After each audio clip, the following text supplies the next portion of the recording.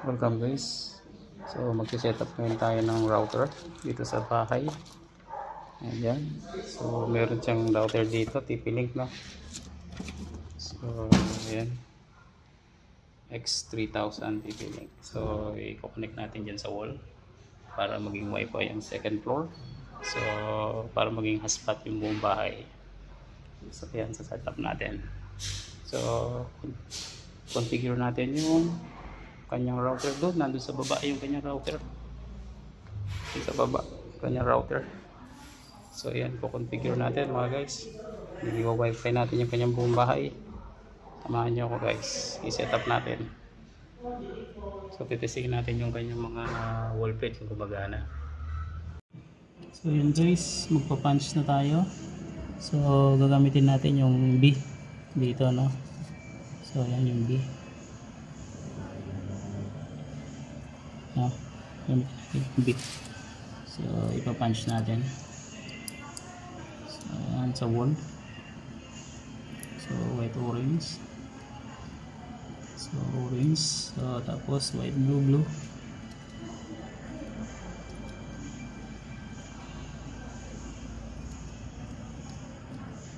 Ayan guys.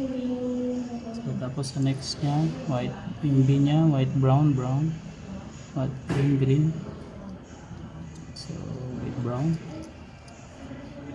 So straight cable lang, no.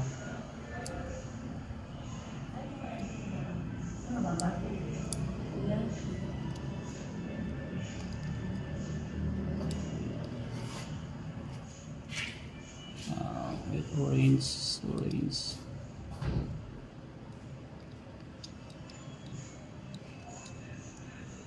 white green. Ayan guys, so gamitin natin ng punch tools.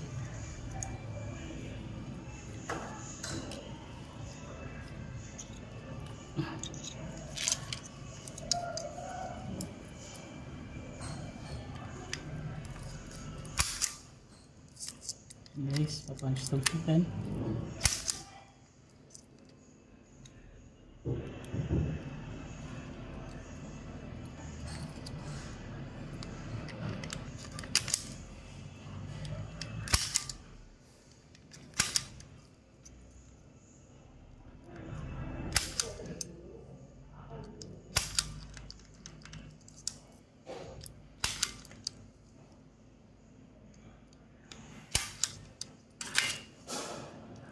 Guys, pa-punch na natin. So gawin natin yung kanyang cover.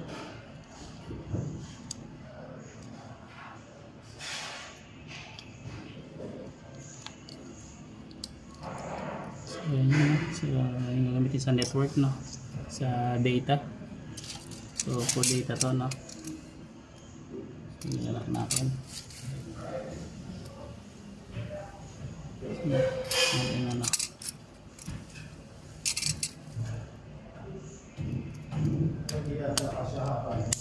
Ayan.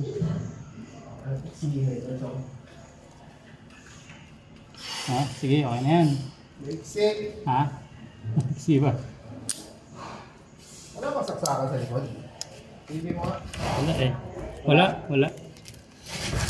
Saksakan. Dito lang talaga isaksakan niya.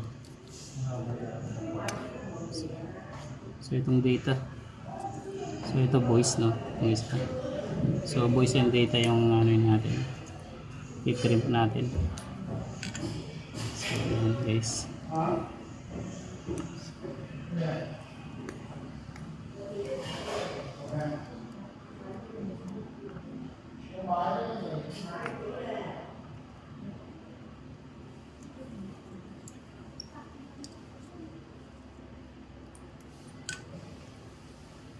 So yung voice na white green lang gagamitan, white blue. Hitin natin.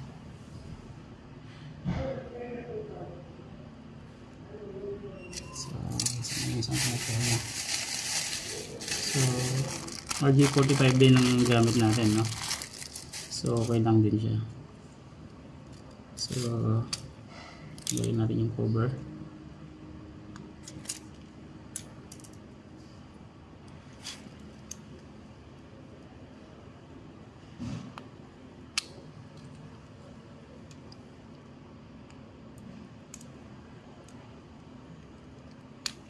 So, so dito guys, sa B pa rin tayo, B. So white, blue ang gagamitin natin para sa boys. So yan.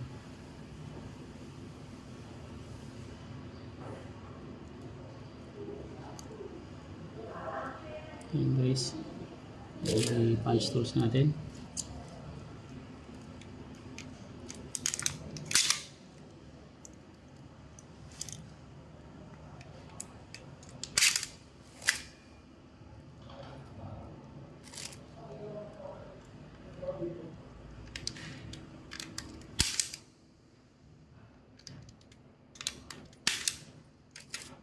Ayan, punch tools na guys. So lock natin.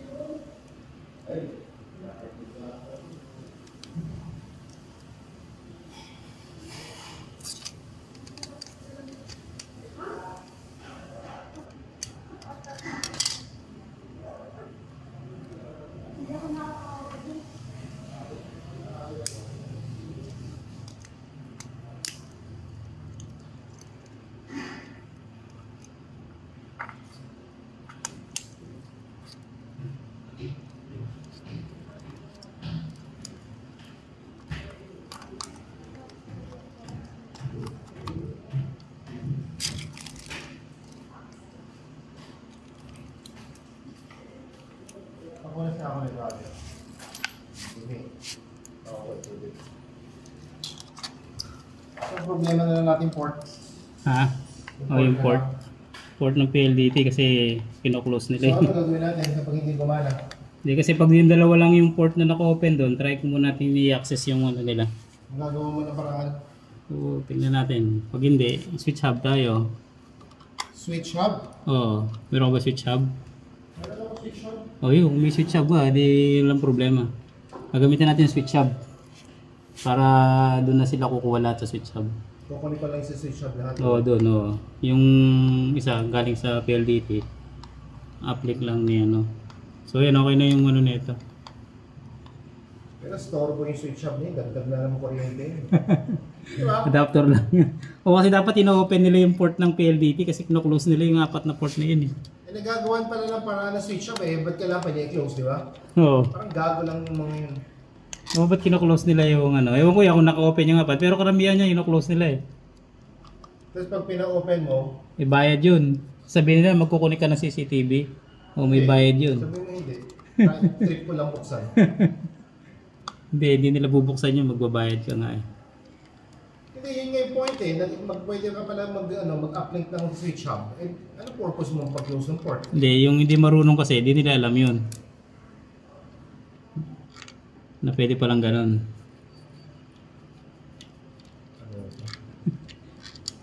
Nakita. Tambol-mul yun yung mga PLDT. Yun. Ano pera dito?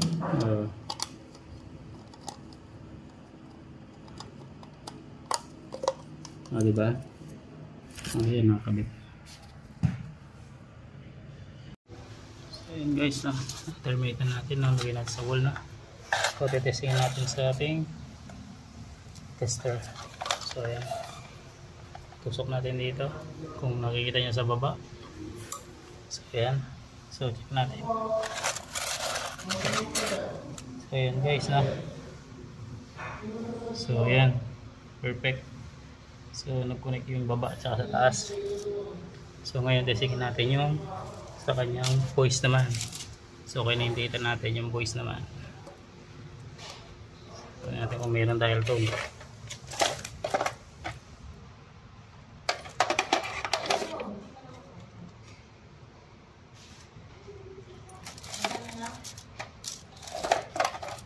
So, ayan guys, may dial tone na. So, ayan, okay na.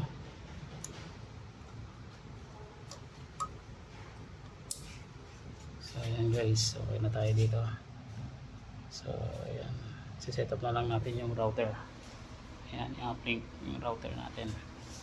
So yung router natin, set up natin mamaya. So ayan guys, set up na natin yung router. So tutusok natin dito, no? Nasa LAN 1 siya.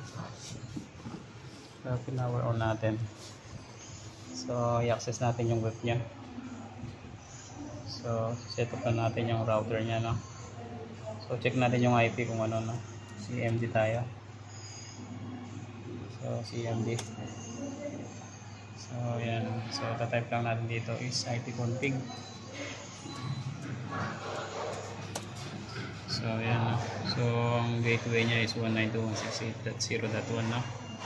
So i-open natin sa browser.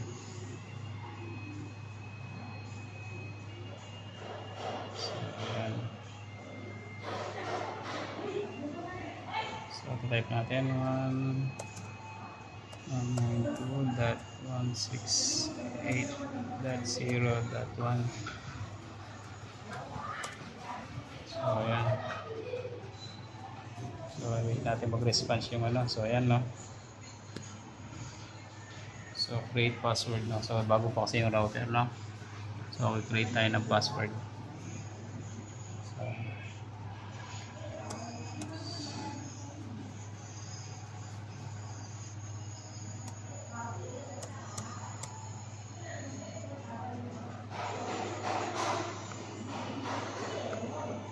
Confirm natin ulit yung siya.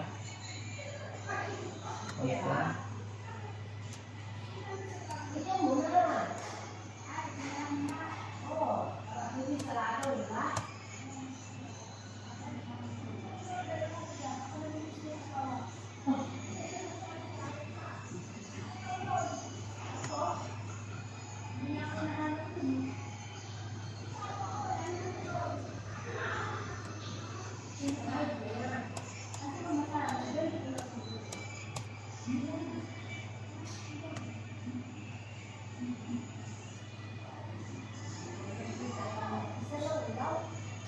So ayan.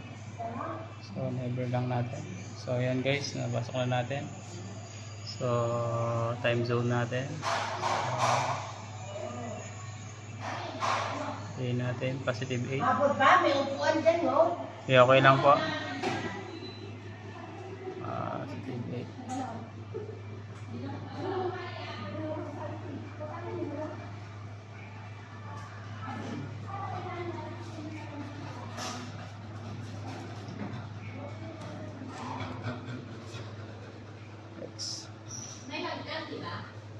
So, ayan.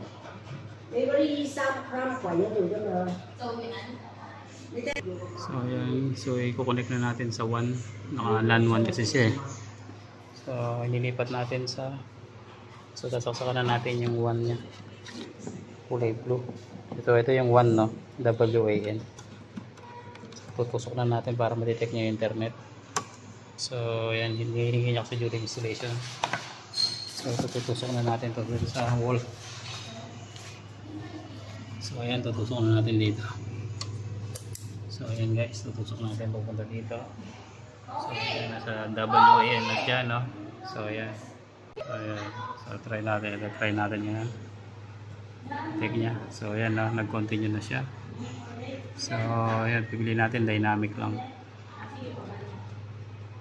So ayan, MAC address. Next lang natin. So yan dito. So yan yung SSID, no. So papalitan na natin yan. So for the meantime,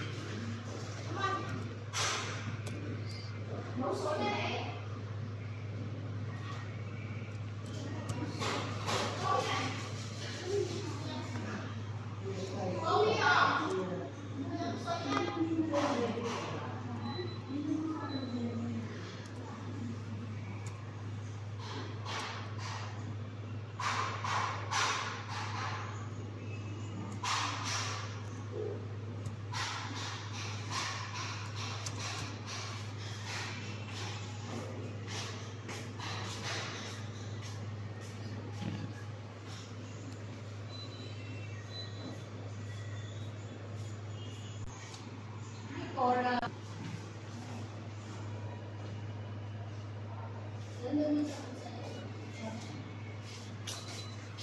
ano na sa'yo kanina? Ah, meron ka na? Ah, sabon. Tagal dyan, nga di kabuk eh, no? Di kabuk yung mga ano dyan eh. Ulit-ulit ko. Oo, di kabuk. Bigyan yung isa, saan?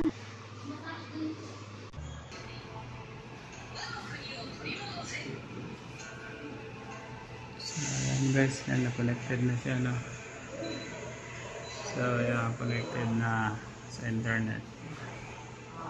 So, ayan guys. So, out na natin. Naka-dynamic. So, ayan. So, ito, naka-no internet siya. Check natin kung refresh natin.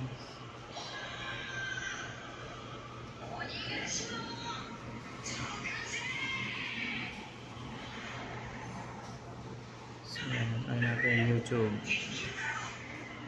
So, ayan guys, meron na internet. So, ayan, nakakonect na siya doon sa wall. So, ayan, may internet na. So, ayan, may internet na.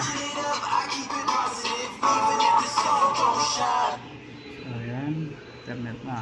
So, ayan na siya guys. So, na-set up na natin yung router.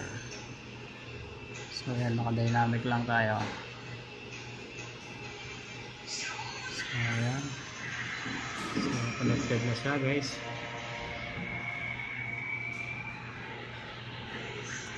Ayan guys, na-set up na natin yung router. Tapos na tayo. So, ipipix na natin. Nalagay natin dito sa taas. Ipipwesto. Ayan guys, dito sa taas. Nakapwesto. So, ipoconnect natin yung kanyang router. So, ayan. So, ayan. Just 888. So, connect natin. So, input natin yung password.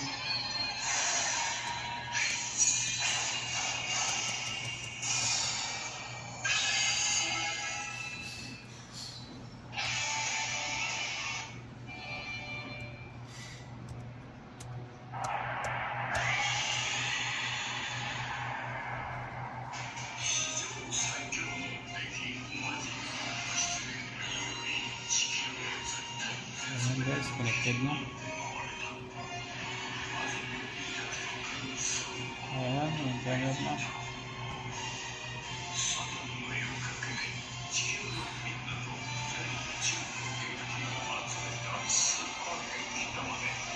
Ayan, internet na siya guys. Speed test natin.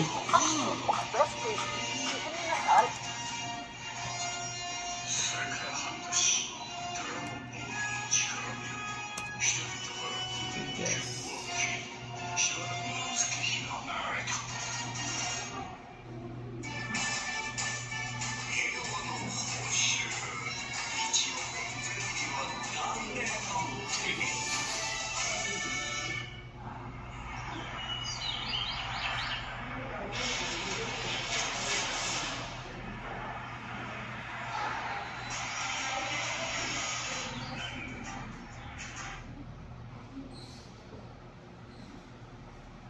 Ayan guys, okay na. Work done. Okay guys, tapos na tayo. Tapos na yung telephone, nakalagay na kayo doon. Invoice, saka data. Okay guys.